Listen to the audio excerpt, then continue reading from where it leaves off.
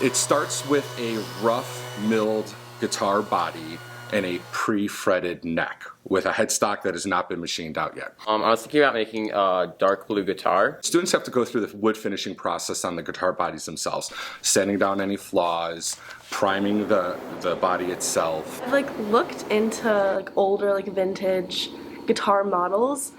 I'm gonna go for a very classic, but I don't explain it. Just a very classic electric guitar.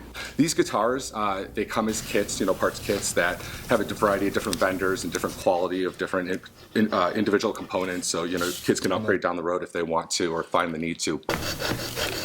Really getting all the perfections in, as sometimes it gets really tough to do that. There's a National Science Foundation program that basically funded to put together a nationally recognized curriculum, STEM-based curriculum revolving around building and assembling and tuning an electric guitar.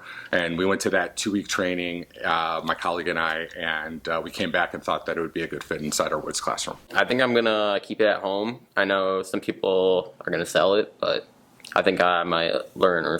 Before I took this class in middle school, I had no clue how to use a drill, and now I can very efficiently drill something in the wall, use the correct little input thing. It's for sure. It's really, I think this is a really important class for people to be taking. I just think it's one of those skills that at a young age you may not appreciate, but once you become an adult, it's definitely of value.